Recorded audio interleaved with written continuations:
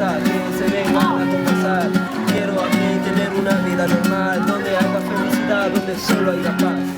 Okay, this is the church that we've been staying at while we've been here in Peru. And that's Katie.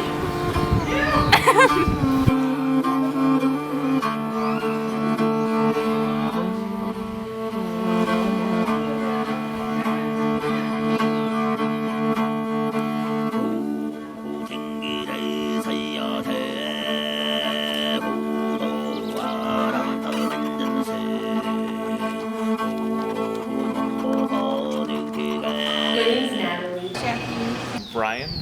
Floyd. Thomas Lamka. My name is Katie Lamka. Jamie Taves. In Peru, I have them call me Santiago.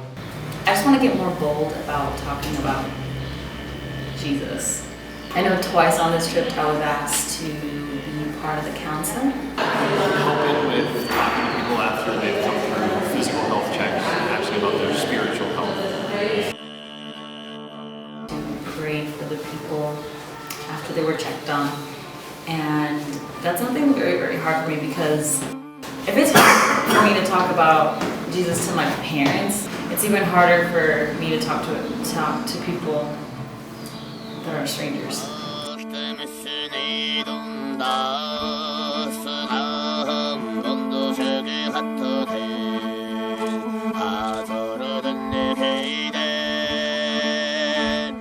I think that probably even when you don't necessarily feel like you're doing anything, you're still making an impact whether you know it or not.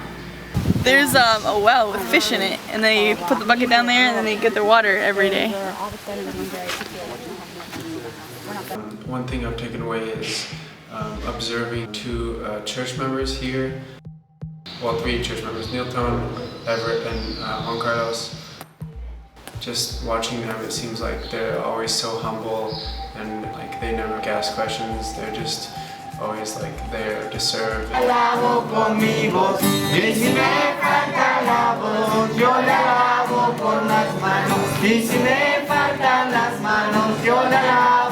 just think it's really cool how they're all so loving, and I wasn't expecting that. I was expecting them to kind of snub the white people, because in America, if someone doesn't understand English, they're kind of snubbed.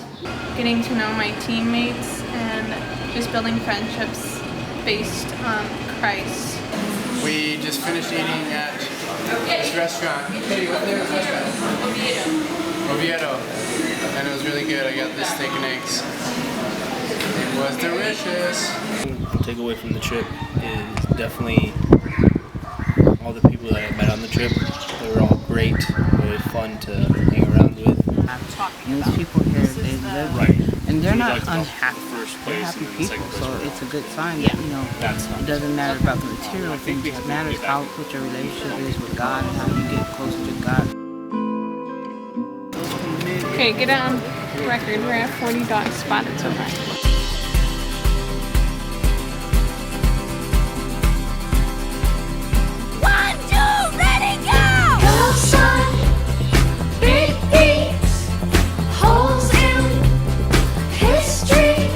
Really just how to live with a community, another Christian community outside of my comfort zone,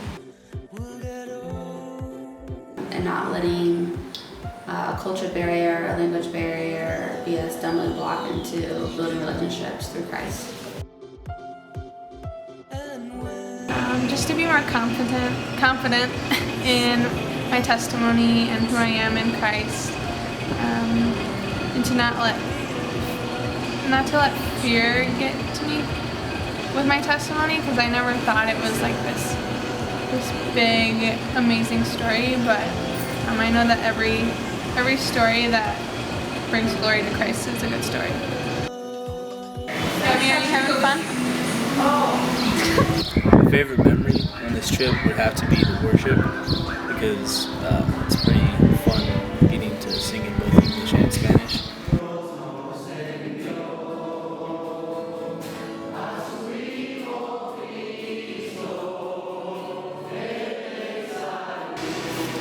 I think the biggest challenge was just getting out of my comfort zone, making sure I did everything I had to do here. it was like a little hard for me because I'm always like sanitizing my hands and washing them and making sure I don't get sick. Margaret told me, Natalie, you just need to like trust the Lord. Like I didn't want to eat. You just need to put faith in God and just like enjoy the trip. Don't let that fear hold you down. So I was like, all right. So I still sanitize my hands. My main goal when I talk to a person or interact with them is share God's love. That's the main thing.